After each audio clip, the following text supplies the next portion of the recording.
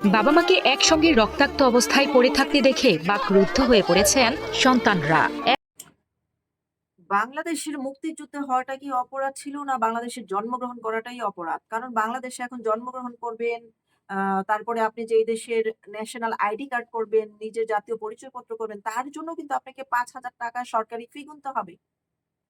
আর মুক্তিযোদ্ধা হলে তো কথাই নেই, আপনাকে মৃত্যুবরণ করতে হবে। যেকোনো উপায়ে হোক আপনাকে মৃত্যুবরণ করতে হবে। আপনার বংশধরের যে নাতি-পুতি তারা যে আওয়ামী লীগ সরকার থাকাকালীন সময় যাদের জন্য কোটার ব্যবস্থা রাখা হয়েছিল, তারপরে ২০১৮ সালে এটাকে শেষ করে দেওয়া হয়েছিল। আবার সে শিশির জামাত শিবিরের যে অ্যাডভোকেট সে এই যে তা আ কোটার যে বিষয়টা এটাকে আবার জিইয়ে রাখার জন্য তারা আদালতে বিভিন্ন প্রক্রিয়ার মাধ্যমে এটাকে আবার জিইয়ে রাখে যেন ২০২৪ সালে তারা এটাকে অস্ত্র হিসেবে ব্যবহার করতে পারে।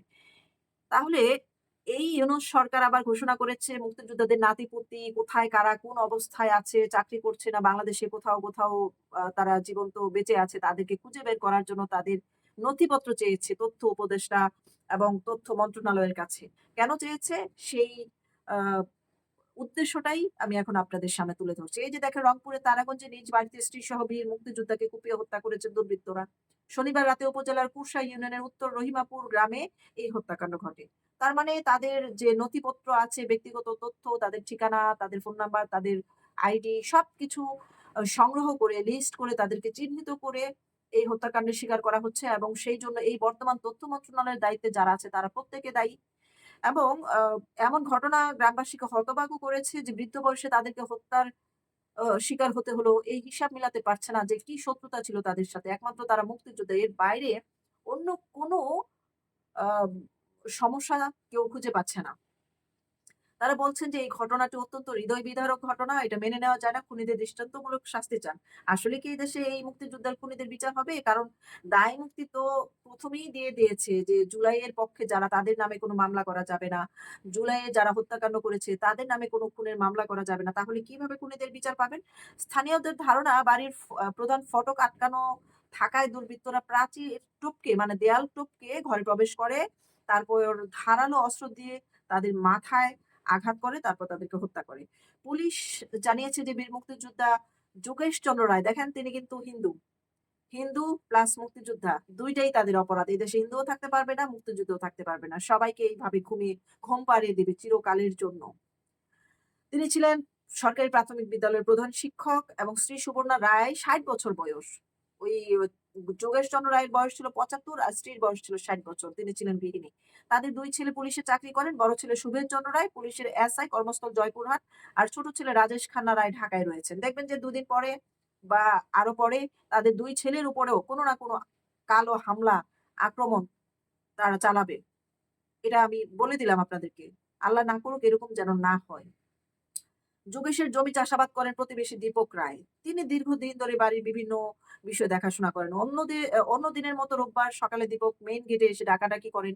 কিন্তু কোনো সাড়া না পেয়ে গ্রামের কয়েকজন মিলে মই দিয়ে মানে গেট খোলার কেউ ছিল না। মই বেয়ে তারা ভিতরে ঢুকেন। দেখেন বাড়ি ওয়াল করা, গেট করা। সেই বাড়িতে ঢুকে মানুষ হত্যা করছে। মানুষের নিরাপত্তা আর কিভাবে মানুষ নিজেকে প্রটেক্ট করবে? তো আ দম্পতির বাড়ির ভেতর ঢুকে দম্পতির মরদেহ দেখতে পান মাটিতে পড়ে থাকে। খবর পেয়ে পুলিশকে জানান।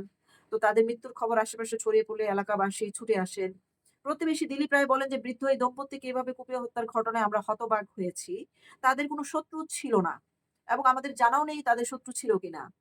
যোগেশের চাচাতো ভাই বিমল চন্দ্র বলেন, "ওই বাড়িতে ২ জনই থাকতো। সন্ধ্যার পরে বাড়ির প্রধান ফটক বন্ধ করে দেওয়া হতো। রাত ১০টা থেকে ১১টা পর্যন্ত টেলিভিশন দেখে খেয়ে-দেয়ে তারা ঘুমিয়ে পড়তো। তাদের অভ্যাসই ছিল এটা। কিন্তু মরদেহ পড়েছিল আলাদা, আলাদা ঘরে। সেই হিসেবে মনে হয় রাতে তারা ঘুমাতে যায়নি। খাওয়ার আগেই দুর্বৃত্তরা তাদেরকে হত্যা করে।"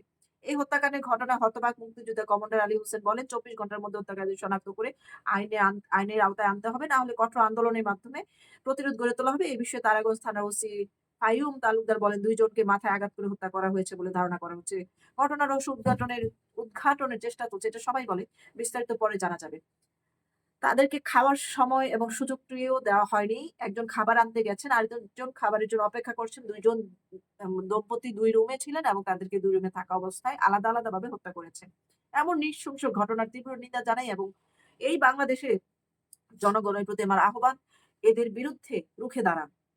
এখনই রুখে দাঁড়ান। ভয় তাদের প্রধান অস্ত্র। আমরা যদি ভয় পেয়ে পিছিয়ে যাই তাহলে আমরা কোনদিনও সফল হতে পারব না। এই ভয়কে ভাঙতে হবে এবং আমাদেরকে সামনে এগিয়ে যেতে হবে। প্রতিরোধ গড়ে তুলতে হবে।